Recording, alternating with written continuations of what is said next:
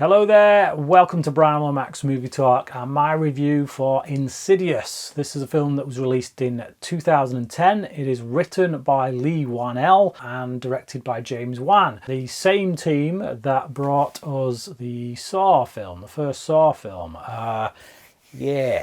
And Dead Silence, but don't hold that against them. So this is 3 years before the release of The Conjuring, which is kind of, I think that's the film that for most people kind of really put James Wan on the map as a director. I've not been back to revisit The Conjuring since I first watched it. It did scare the crap out of me, to be perfectly honest, which is one of the reasons I stayed away from this one for so long. But I felt like, time to man up. Let's go. And I've developed an interest in Leigh Whannell as a filmmaker, so I thought, let's do it. Let's get into it. So I did. I went back, I watched it, and it's a good film. I'll say that. It's very well directed. It's quite effective. I think clearly it's working on a bit of a smaller budget to The Conjuring, although it has a lot of the same kind of elements to The Conjuring. It's a haunted house movie, but it does go places. About halfway through. So the first half of the film is like a haunted house style movie, which is kind of what I was expecting throughout.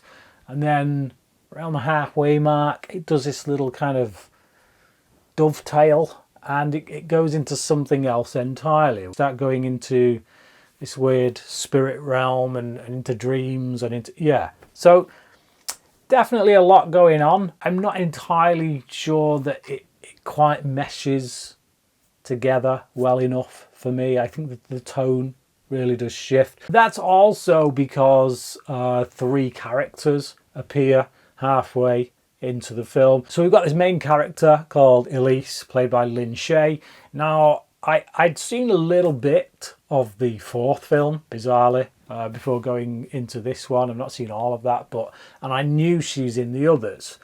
So I kind of had the understanding that she is essentially our lead-in to this world in each of the films. She's going to become essentially the star of the franchise. So I was quite surprised by certain things that happen in this film that I did not see coming. Spoilers, I guess, but I may spoil stuff. I will try not to, but if things slip out, whatever, it's 10 years old. But yeah, so she comes in with these 2 other guys, one of them played by Leigh Whannell, and I feel like those 2 guys are a little bit too comic relief. I feel like once they show up, once they kind of come into things, the tone shifts into a different gear in a way that I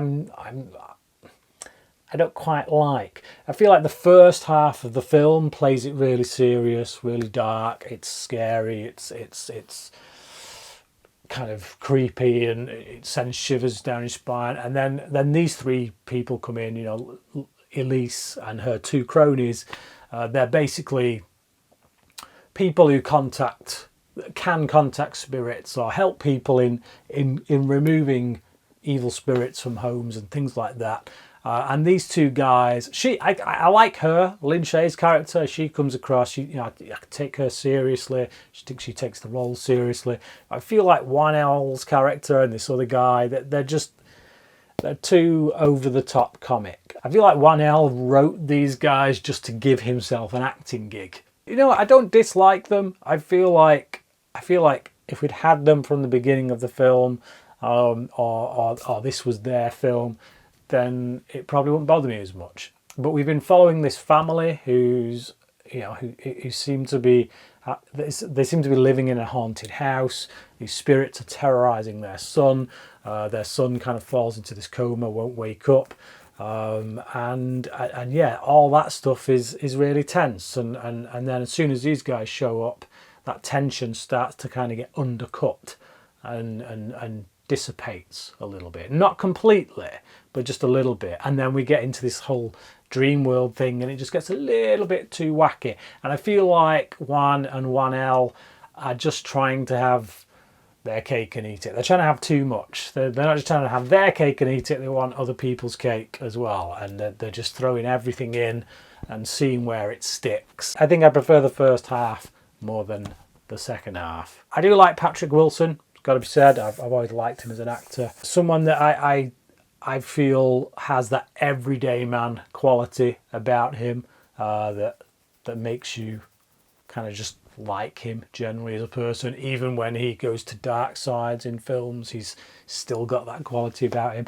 But I do think that the star of this particular show, this outing, this first film, is Rose Byrne. I think she's the one who is essentially kind of losing the plot to a large degree. She's the one who's seeing most of the stuff that's happening. She's the one who, she's our way in, so to speak. She's the one who witnesses everything, and the husband is kind of like, I don't know. It sounds a bit crazy to me. Which is a trope of horror films, particularly haunted house horror films. But I think because of the way Rose Byrne plays it, and particularly because there are children involved, as a father myself. There's one particular moment with their youngest who's in a cot upstairs, and she hears something on a child baby monitor thing, which I've always found creepy anyway. I've always found baby monitors really creepy. It's just something about them that is just like, if you just hear the slightest noise on one of them things, I'm like, right. Let's go. Yeah, I've never liked baby monitors, and also I just think, why is it that when people go through stuff like this, if they hear something like that, and they have an experience like that, why is it the following night they go back to putting their kid in the cot in a room by themselves? Makes no sense to me. One, I'd be out of that house like a shot, taking my kids with me.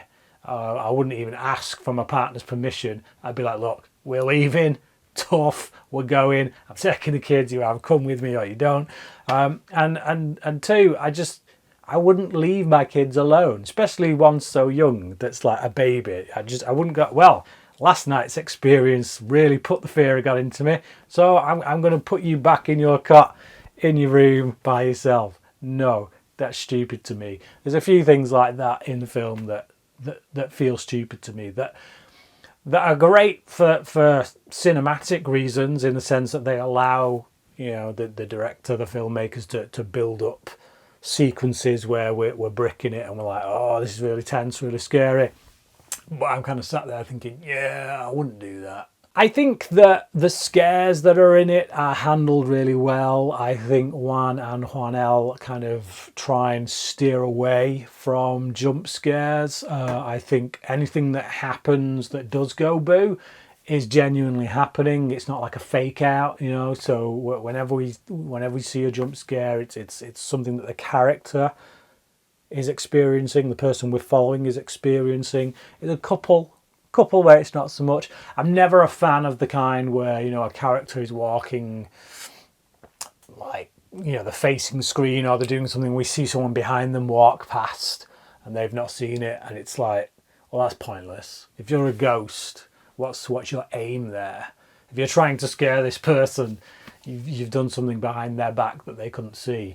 Ooh, it's like purely for the film audience's benefit. So there are a couple of them in here, but for the most part they do steer away from that. So I respect that element of the filmmaking. I think the primary focus from Wan here as a director is on building that sense of dread, trying to scare you as much as you can, and taking you on a roller coaster ride. This doesn't feel like a particularly heavily character driven piece, or I don't feel like it's got really great kind of under the surface level stuff to dissect. It's a haunted house movie.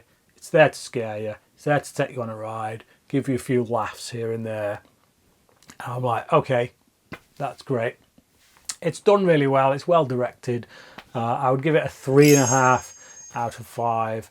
But I'm like, yeah, I probably don't need to see it again. If you disagree with me, if you think this is a masterpiece and that James Wan is one of the best directors of all time, as some people seem to act like he is, yeah, let me know in the comments down below. Let me know your thoughts on this film. Tell me what you think of the sequels, whether you think I should watch them. Do they get better? Do they get worse? Traditionally, sequels, particularly horror sequels, tend to get worse, but hey ho. There you go. Thank you for watching this video, and until next time, cracking.